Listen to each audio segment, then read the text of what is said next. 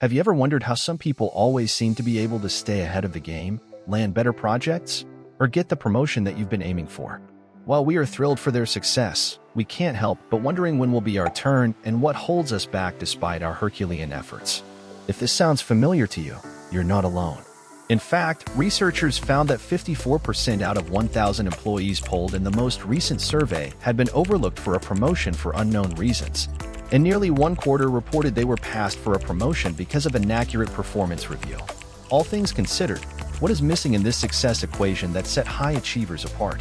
Carla Harris, renowned author and executive at Morgan Stanley, one of the top 5 most prestigious financial institutions in the world, theorizes the concept of currency and how it impacts your ability to obtain one of the crucial key factors that guarantees your success in any environment.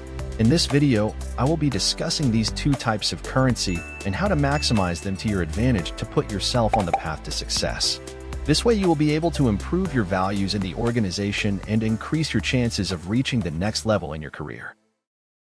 In most cases, performance review and promotion seasons are when most of us usually feel nervous about decisions that have significant impacts on our own future.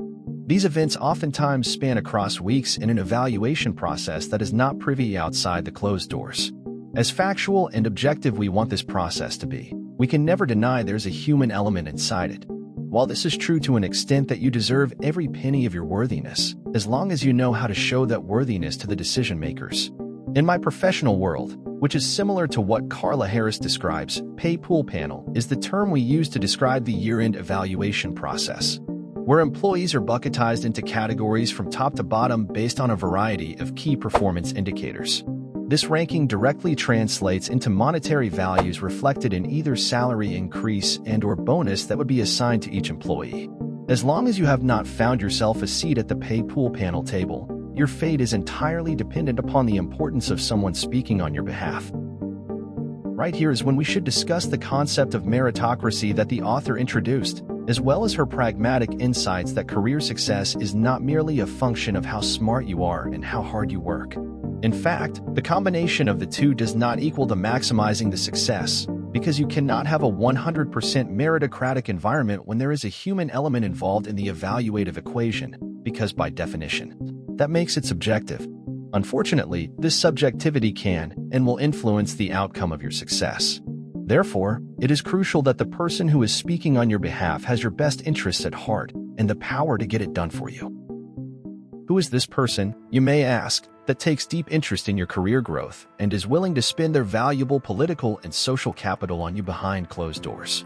This person who is going to risk their credibility to fight the battle on your behalf is none other than your sponsor. Throughout my professional career in many organizations, there's overwhelming evidence that sponsorship is a tremendous career accelerator that propels individuals to new heights. In fact, researchers found that lack of sponsorship is one of the biggest roadblocks to career growth.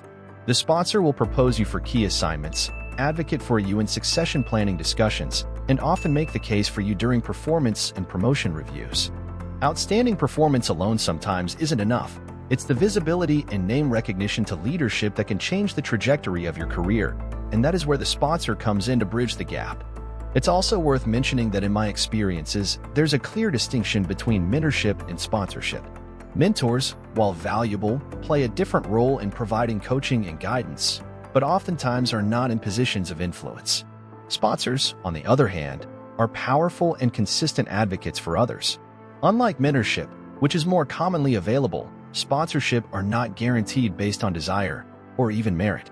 It's a relationship that is both rare and difficult to develop with someone who believes in you and helps you climb the ranks. So, how do you secure sponsorship that will accelerate your career? Let's first go over the tools in your arsenal. The author offers 2 types of currency: performance currency and relationship currency. These can be assimilated to the nature of real currency that can be traded, gained, or lost, dependent on your spending attitudes and invested energies to earn them in your professional career. The former is self-explanatory and valuable, especially at the start of your career. It will get you noticed, increase your reputation, and give you the edge very early on in your career financially and even initial promotions. More importantly, performing well consistently does not only generate performance currency, it may also attract a sponsor because it raises your level of visibility. The downside of this currency is it experiences diminishing returns over time due to rising standard of excellence and burnout. That is why in parallel of earning performance currency, you should also invest in developing the relationship currency. Relationship currency, on the other hand, is generated by the investments you make in the people. In most of my experiences, it does not happen overnight, but requires a long time to forge and develop.